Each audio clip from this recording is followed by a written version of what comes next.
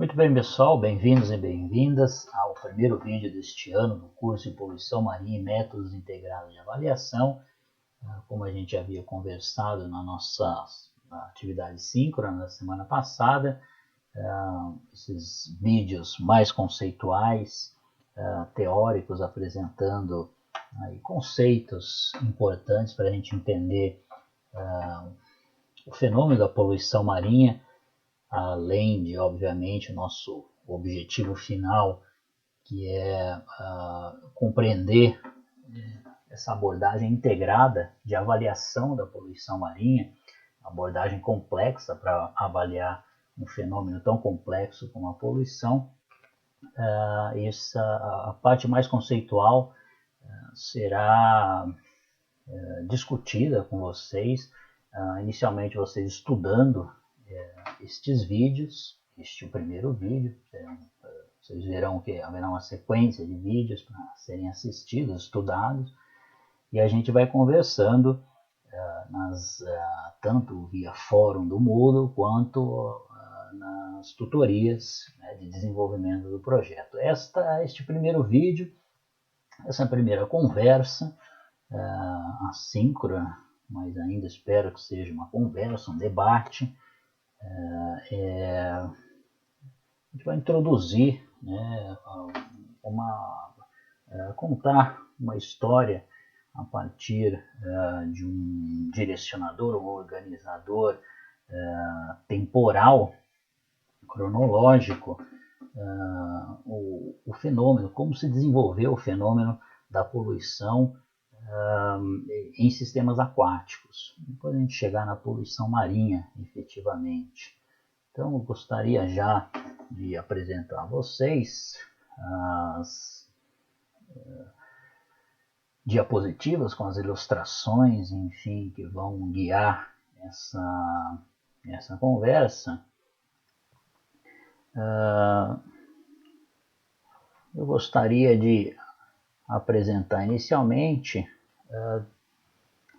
duas questões, que ao final deste vídeo, que eu espero que seja curto e trabalharei para ser objetivo, que vocês ao final desse vídeo tenham relativamente claro, pelo menos, uma ideia inicial da resposta a essas perguntas. Então, quando começamos a poluir / contaminar sistemas aquáticos, aqui eu já faço um reforço que eu vou usar neste momento, poluir, contaminar, vou usar os dois termos, mas eles não são a mesma coisa.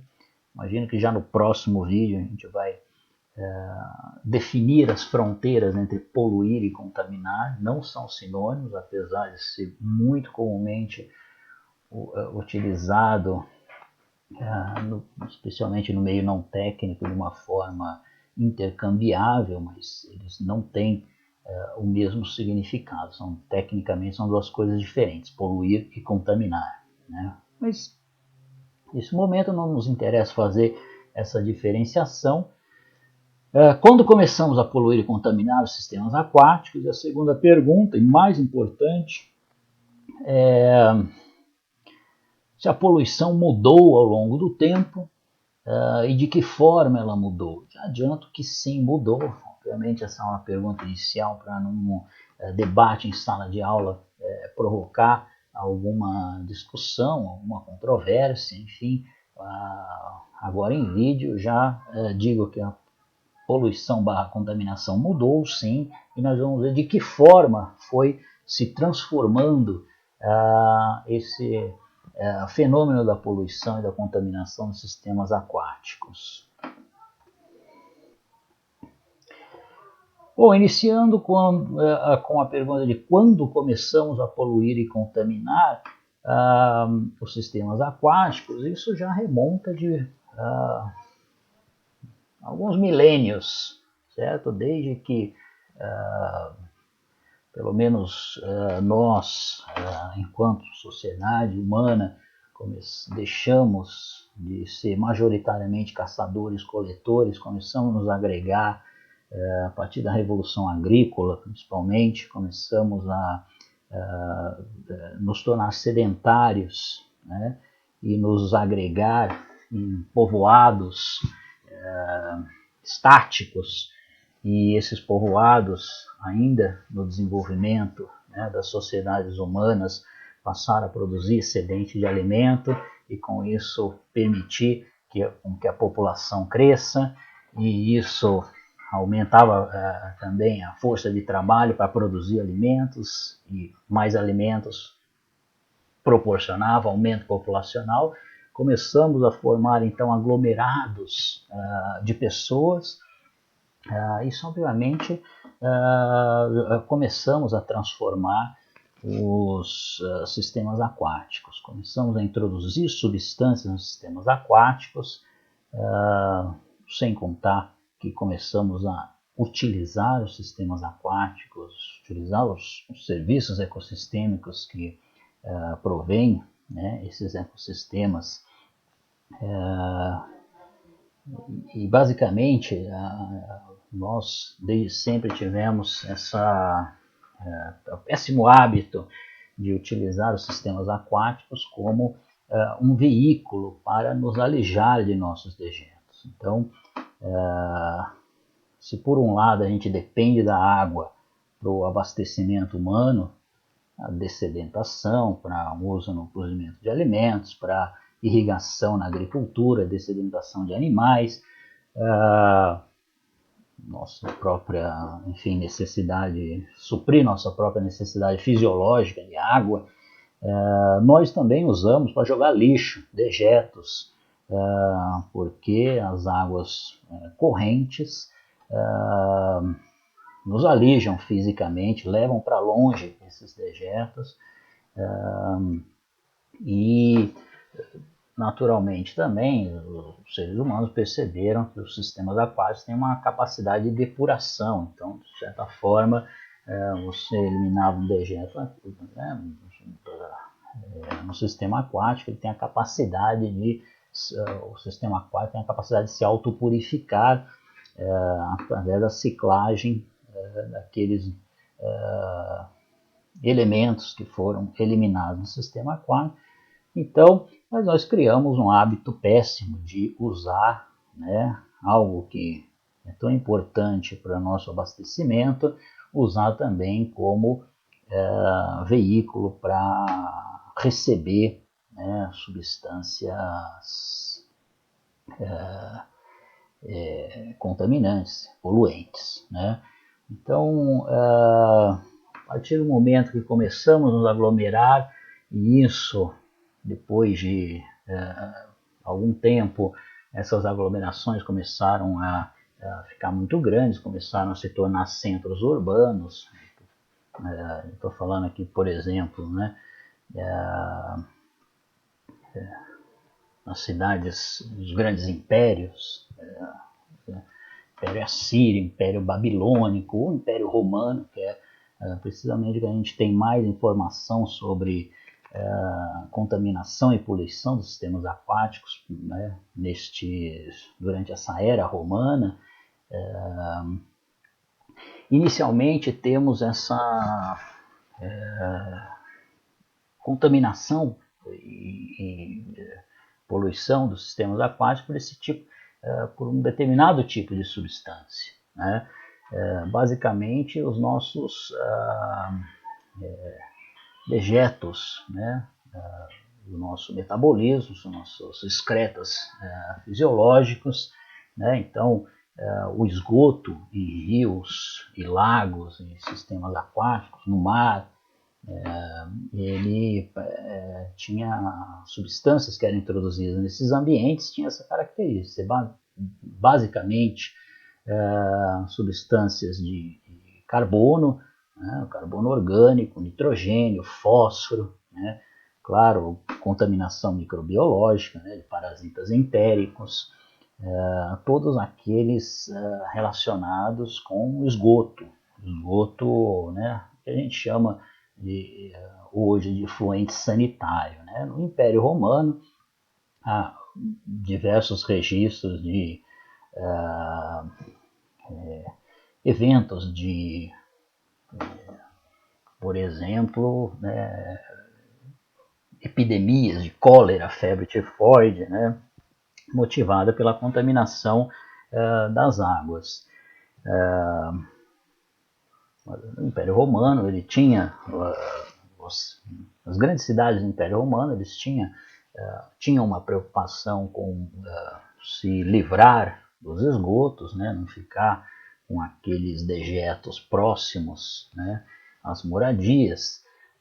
Então havia toda uma intrincada engenharia sanitária nas grandes cidades, onde o esgoto era coletado com água, né, direcionado, né, para uma estrutura que recebia todo o esgoto das cidades. A estrutura em Roma, por exemplo, chamava cloaca máxima, né, recebia o esgoto, direcionavam todo o esgoto à cloaca máxima em Roma, e em Roma essa cloaca máxima se abria para o rio Tíber, né? Então toda essa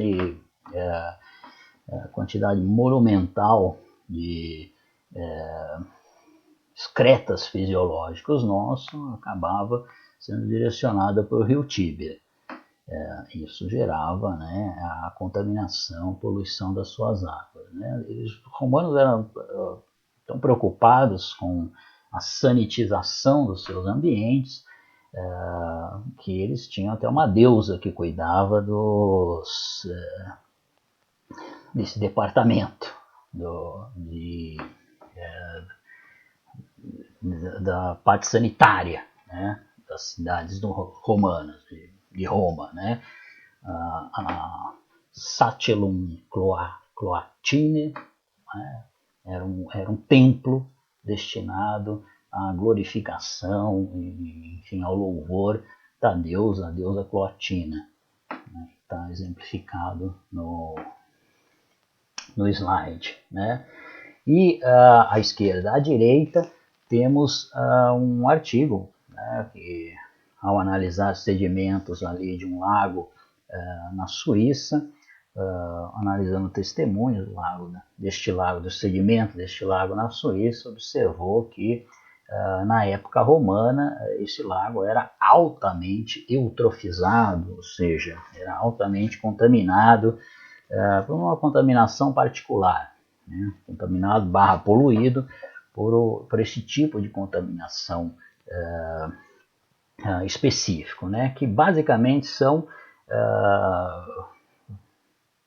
nutrientes, né, para determinadas formas de vida, né? O carbono orgânico vai ser degradado por bactérias que vão oxidar esse carbono orgânico, vão consumir o oxigênio da água, obviamente, bactérias aeróbias vão consumir o oxigênio da água para oxidar essa matéria orgânica, esse carbono orgânico.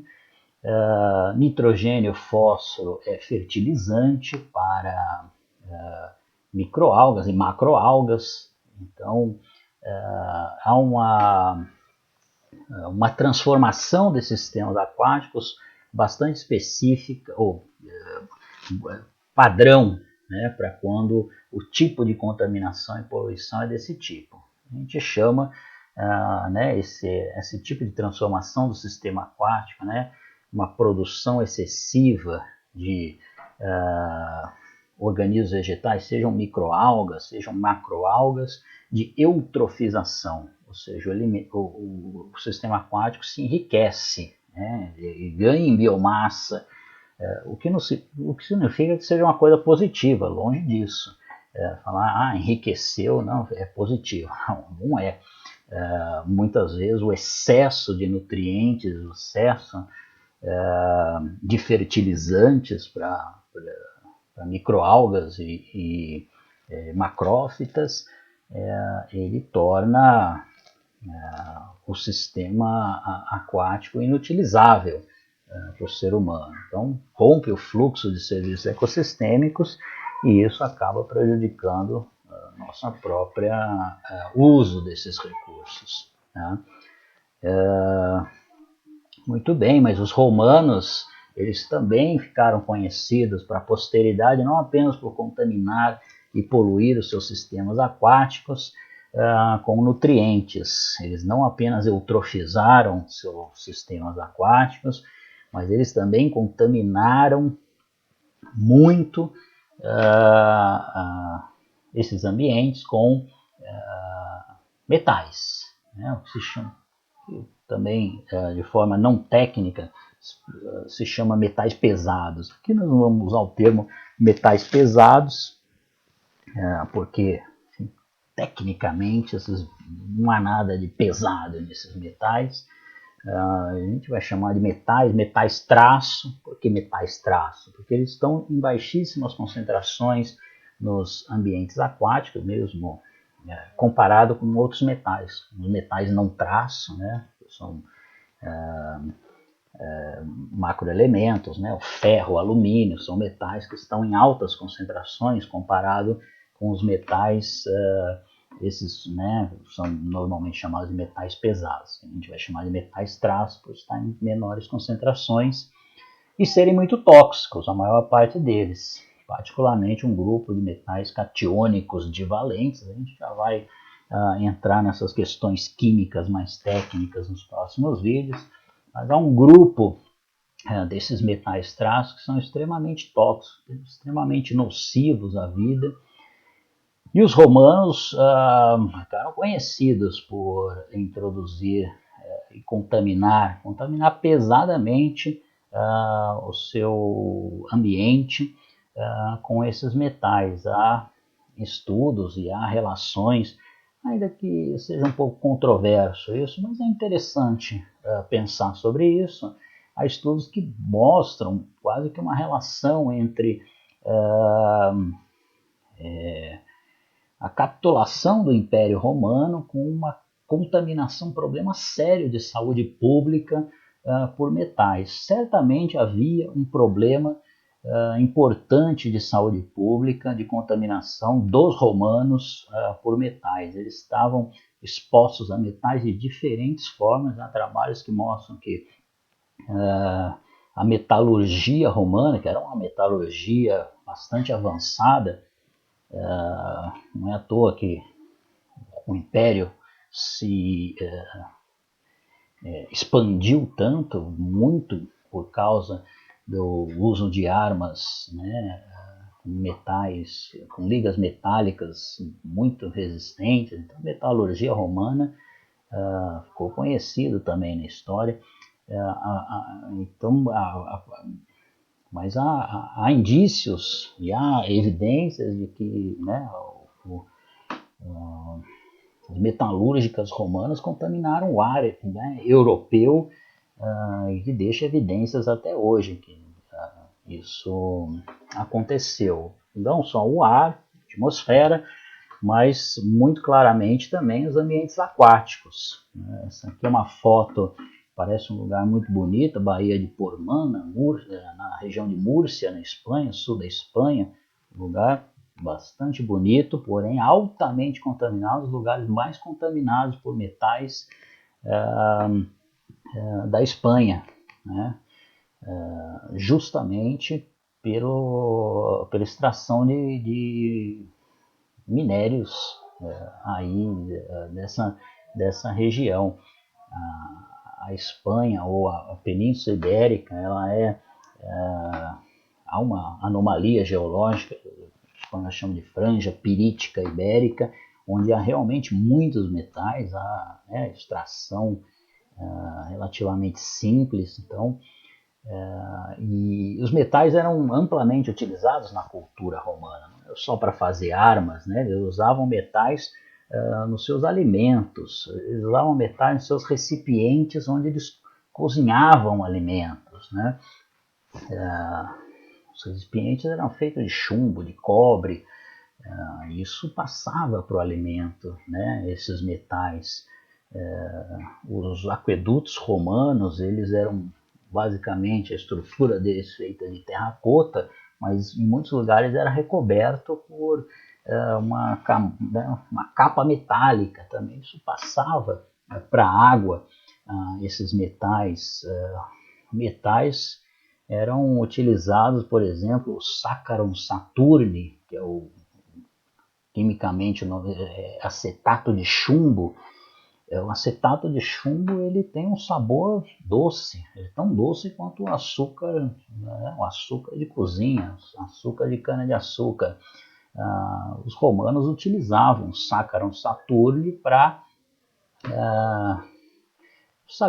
para adoçar realmente os vinhos, para utilizar do sabor doce do Saccharum saturni, do acetato de chumbo, para adoçar o vinho, ou se para preservar o vinho. Mas o fato é que eles adicionavam chumbo, acetato de chumbo no vinho. Então havia, né, uma cultura, a cultura romana muito relacionada a metais. Sapa, o defrutum. Defrutum é uma calda de fruta, uma redução de suco de frutas, né, uma calda espessa de frutas adocicada, que é feito a partir da redução mesmo de suco de frutas, horas e horas no fogo, isso lentamente, em recipientes metálicos. Isso era feito em recipientes metálicos. Então, era uma calda de frutas altamente contaminada por metais, chamados metais pesados ou metais traço aqui para o nosso curso, para a gente usar o jargão mais técnico. Tá? Os recipientes aqui de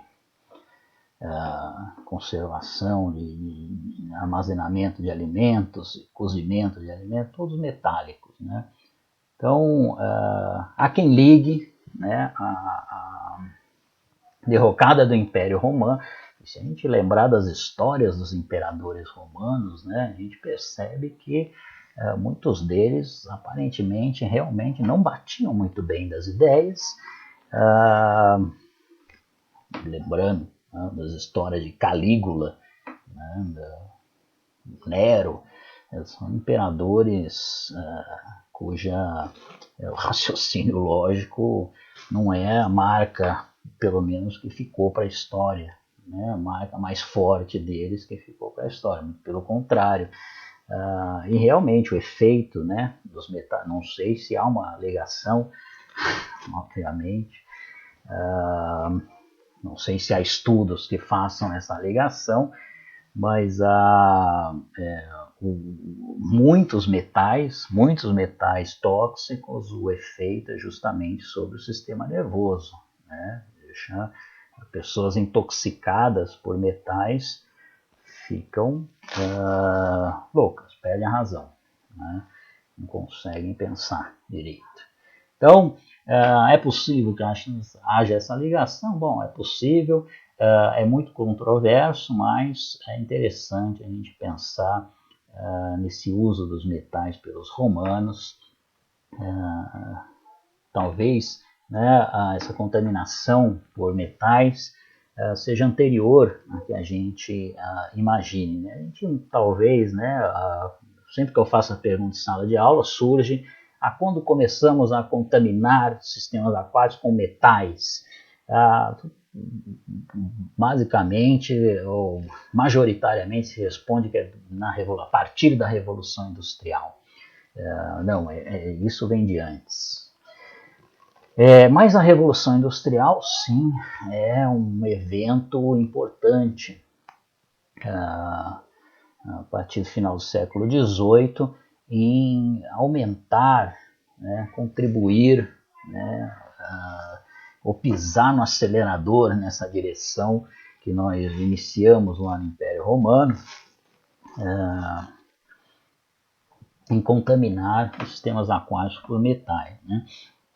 Mas outra mudança, e aí vocês percebem que já tem uma mudança, né, de tipo de contaminação, ainda nessa linha de desenvolvimento da civilização, né, das civilizações humanas,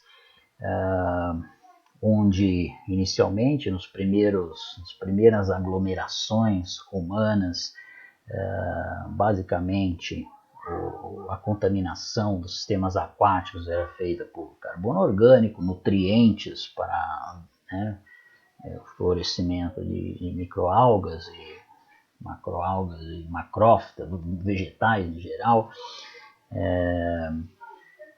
e também parasitas entéricos, ou seja, elementos de efluentes domésticos, né? Isso se transforma em algum momento a partir da expansão das grandes cidades e uso mais pesado da metalurgia para uma contaminação por metais, evolui na direção de uma contaminação por metais também, não deixa de contaminar por efluentes domésticos, mas adiciona-se a contaminação por metais, em que é acelerada na Revolução Industrial, naturalmente.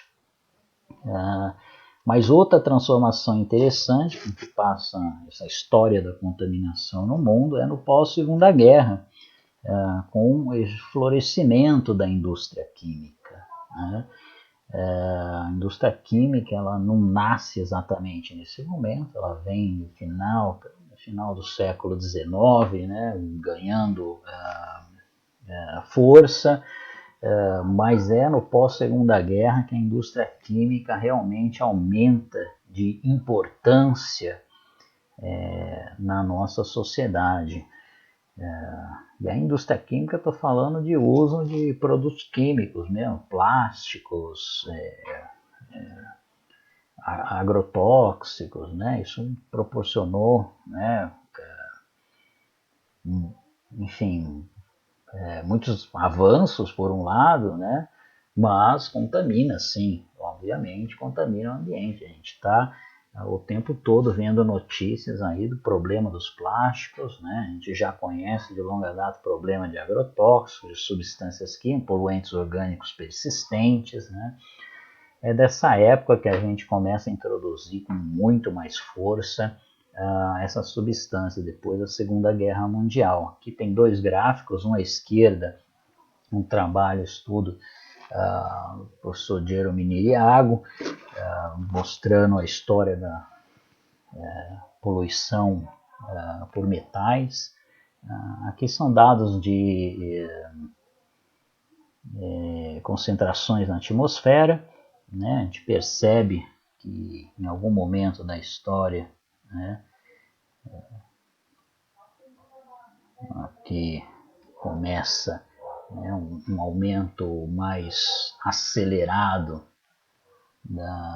isso aqui é o que? 1940, 1950, também depois da Segunda Guerra, né? Apesar de Revolução Industrial ter aumentado, mas acho que realmente depois da Segunda Guerra Mundial a indústria química em geral fez com que a gente aumentasse, né, essa introdução de metais no ambiente, que não só sistemas aquáticos, uso de chumbo na gasolina, né, tem alguns eventos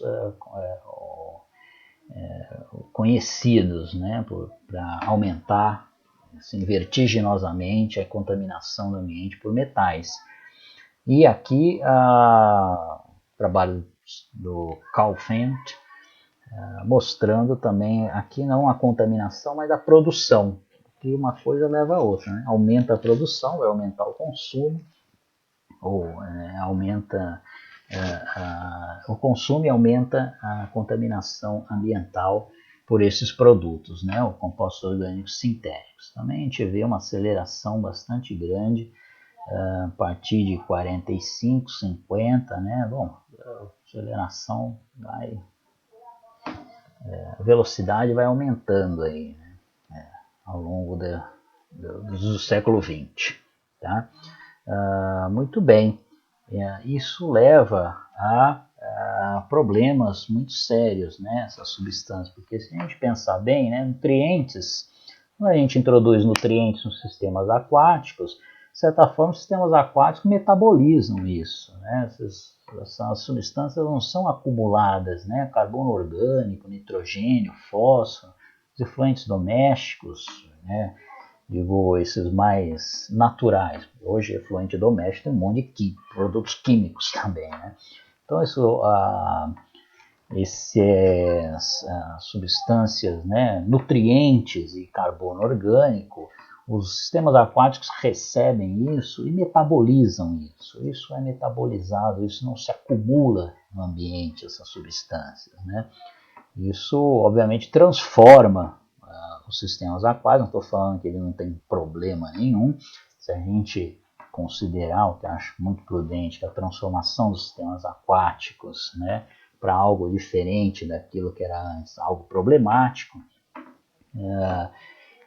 essas substâncias transformam, causam eutrofização e, se muito grave, né, como muitas vezes acontece, isso acaba diminuindo o fluxo de serviços do ecossistema, alterando a estrutura e função dos sistemas aquáticos. Mas, se a gente parar de introduzir carbono orgânico e nutrientes nos sistemas aquáticos, eventualmente esse sistema metaboliza, né, esse material e há uma recuperação, né, há o efeito de autodepuração, sim, é possível que aconteça um efeito de autodepuração dos sistemas aquáticos. Aquele lago da Suíça, cujo estudo, né, foi feito mostrando que os romanos, né, eutrofizaram aquele lago, demorou bastante tempo, não sei exatamente a ordem de magnitude de tempo, mas lendo o resumo do trabalho, a gente percebe que uma das mensagens que fica é: eutrofizaram tanto aquele lago que demorou muito tempo depois da queda do Império Romano e que a Europa se ruraliza novamente, né? Os grandes centros urbanos acabam se dissipando e, portanto, também diminuindo, né, essa pressão sobre os sistemas aquáticos. O lago foi retornando, mas demorou muito tempo para retornar a digamos, aquele meta-equilíbrio anterior, né, à intervenção romana. Mas volta, né? O fato é que metais e poluentes orgânicos persistentes é mais sério. Metais ainda são substâncias que são encontradas no ambiente e dependendo, obviamente, da magnitude da contaminação por metais, digamos que a biota possui mecanismos, né, de detoxificação de metais, mecanismos já altamente estabelecidos na história evolutiva dos organismos, né? A gente vai estudar alguns deles, né? As metalotioneinas, né? No mecanismo bioquímico das células, serve para sequestrar esses metais e inutilizá-los uma vez que eles entrem nas células. Mas os poluentes sintéticos, esses são absolutamente novidade para a biota, né? Os seres humanos criando em laboratórios moléculas altamente não degradáveis e desconhecidas para os seres, né, aquáticos, isso gera um outro tipo, né, de contaminação, algo bastante diferente, e que é conhecido pela sua persistência, né? Então, tem esse problema sério. Os sistemas aquáticos não metabolizam, ou muitas, não todas, né? Algumas são bastante degradáveis, mas muitas substâncias, principalmente que a gente usou muito no século XX, e hoje essas substâncias são muito mais controladas e muitas delas proibidas de serem comercializadas, produzidas, comercializadas, foram banidas, principalmente porque elas são altamente tóxicas e altamente persistentes no ambiente.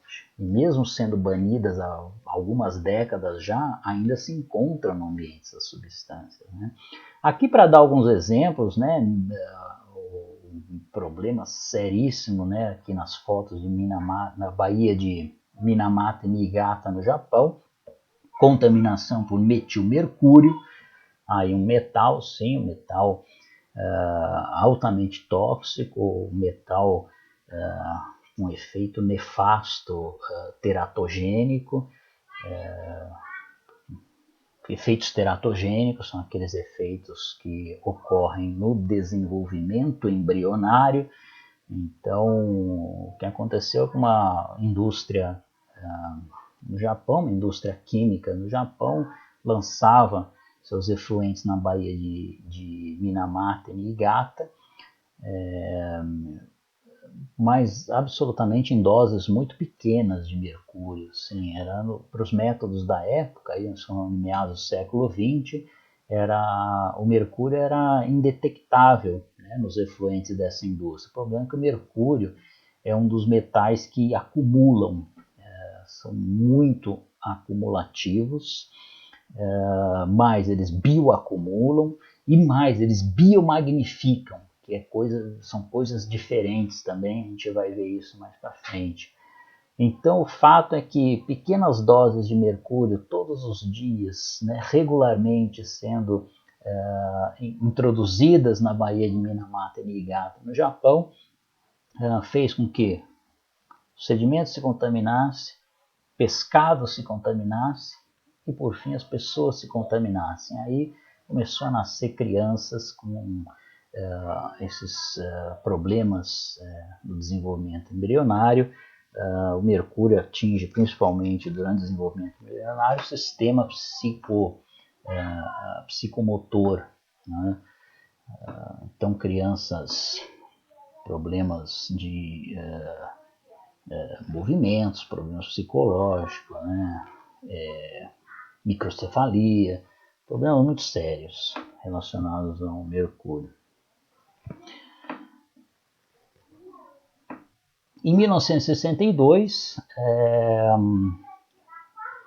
é um marco na história da nossa consciência de que algo muito errado estávamos fazendo com o ambiente relacionado. Tem muita coisa errada que a nossa sociedade faz com o ambiente, mas especificamente relacionada à introdução de substâncias potencialmente tóxicas, né? 1962 é um marco, porque é o lançamento de um livro um livro consagradíssimo, né? Que denunciava a contaminação por pesticidas organoclorados, contaminação ambiental por pesticidas organoclorados, né? Esse livro é A Primavera Silenciosa, da Rachel Carson. Primavera Silenciosa, um nome assim, absolutamente poético para uma tragédia em que ela testemunhou neste livro, né? Ela conta que durante a vida dela percebeu que as primaveras, né, no hemisfério norte, primaveras, na infância dela, as primaveras, ela tinha uma memória de serem muito ruidosas, barulhentas, porque depois de um longo inverno frio no hemisfério norte, a vida volta, né, na primavera. A vida nos bosques volta na primavera, com insetos, pássaros, enfim, animais em geral, fazendo muito barulho, rebuliço, né, depois do longo inverno. E ela, né, testemunhando ao longo da vida dela que ela percebia que as primaveras estavam ficando cada vez mais silenciosas, e ela foi investigar o que estava acontecendo, por que as primaveras vinham ficando cada vez mais silenciosas. E ela então buscou, né, investigou e juntou, sintetizou o conhecimento sobre contaminação que existia, que a academia, que a ciência estava produzindo na época, e denunciou ao mundo: olha, as primaveras estão sendo envenenadas por pesticidas organoclorados, marcadamente o DDT, que era o grande substância, meio que servia para tudo na época, o DDT. Eu quero não só como agroquímico, né, pesticida químico, DDT era vendido no supermercado, para você borrifar no armário onde a dona de casa guarda alimento, né? O DDT, borrifa DDT no armário, em cima dos alimentos, borrifa, compre DDT, compre papel de parede, né, impregnado de DDT para que você proteja o seu filho dos insetos, dos pernilongos. Olha as propagandas, né, para que as pessoas, né, cometessem essa insanidade de usar DDT para tudo. DDT era usado no exército para matar piolho de soldado. Então há fotos, há registros diversos mostrando os soldados em fila passando, ele leva uma saraivada de DDT na cabeça, um pó branco assim, as pessoas saem se debatendo, e aquilo matava piolho, matava o soldado em seguida também. Então é interessante a gente estudar a história, né? E aí a Rachel Carson tem um trecho interessante, muito legal, em que ela junta, né, um pouco da ideia desse capitalismo inconsequente, né, de botar substâncias no mercado que não se tem certeza da segurança dela. Muitas vezes se coloca substâncias no mercado que se sabe que são nocivas, mas se os lucros estão garantidos, então não há o que impeça essas empresas de colocar essas substâncias no mercado. Então, seduzido pela técnica insinuante de vendas, bem como pelo persuasor oculto, o cidadão médio raramente toma consciência do caráter mortífero dos materiais de que se circunda, né? Então, para a gente tomar cuidado, né, com o discurso de determinadas empresas hoje, que falam que seus produtos são seguros, falam ambientalmente, seguros ambientalmente para a saúde humana. Algumas dessas empresas, inclusive, são as mesmas que vendiam DDT. A empresa hoje que vende a soja transgênica, né, Roundup Ready, e o milho BT e a soja com o gene Terminator, é a mesma empresa que vendia DDT para a gente no século XX, meados do século XX. Então é preciso ter cuidado, é preciso, mais uma vez, a exemplo, né, do que ficou patente nessa pandemia, é preciso ouvir os cientistas. Mais do que isso, é preciso ouvir a boa ciência, porque tem ciência bem feita, que gera um consenso científico, e tem ciência mal feita, né, que serve para determinados propósitos também. Então tem muito que separar joio do trigo. Por fim, para terminar esse vídeo, nós já estamos com 45 minutos quase. Quero chamar a atenção para esse gráfico aqui. Basicamente é um modelo que mostra o crescimento da população humana ao longo aqui, né, aqui uma linha temporal no eixo X, aqui além do crescimento da população humana, uma série de outros parâmetros, né, que se relacionam com o crescimento da população humana, estão relacionados com esse fenômeno de crescimento da população humana. Então, a quantidade de recursos não renováveis restantes, a disponibilidade de alimento per capita, a disponibilidade de serviços per capita, produtos industriais per capita, poluição global. A gente vê que tudo, né, veio subindo ao longo do século XX, século XXI.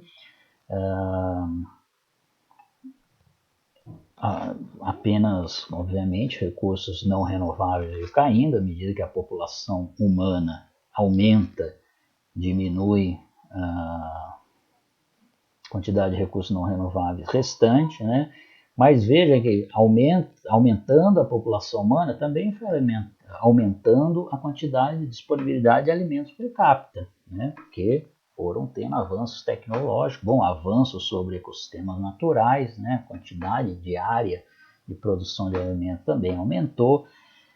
mas temos muita tecnologia também fazendo com que a eficiência das técnicas agrícolas aumentasse também. Enfim, não é para discutir isso aqui. O que eu quero mostrar aqui é que a população humana cresce, até que o momento chega num máximo e depois começa a decair.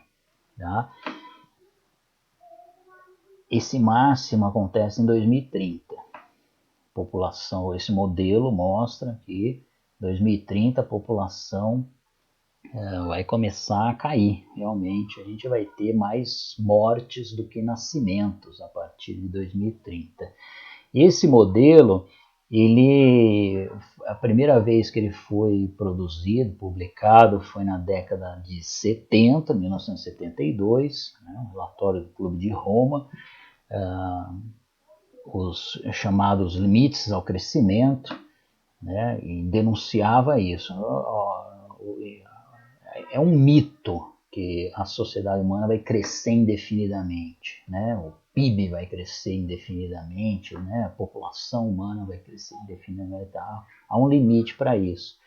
Isso, a primeira ideia, o primeiro modelo foi publicado em 1972. Em 2000 não traz aqui, mas um trabalho foi no início dos anos 2000, o modelo foi recalibrado, foi refeito a partir das novas tecnologias que estavam disponíveis e foi refeito e deu exatamente o mesmo modelo. A partir de 2030 haverá o colapso da população humana.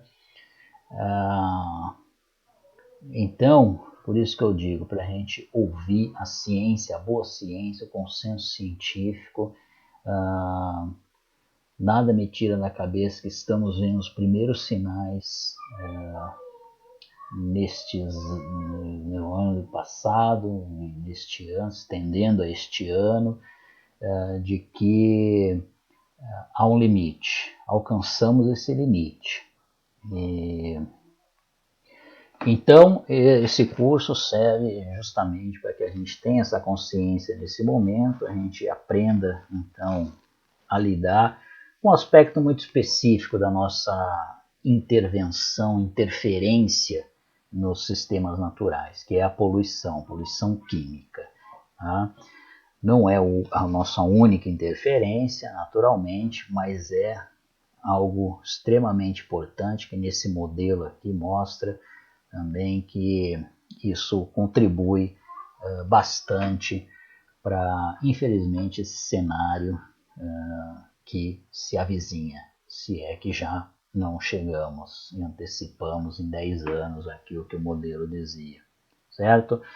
Então, obrigado por assistirem até este ponto o vídeo, terminamos por aqui e, por favor, contribuam lá no Fórum do Mundo para a gente continuar essa discussão.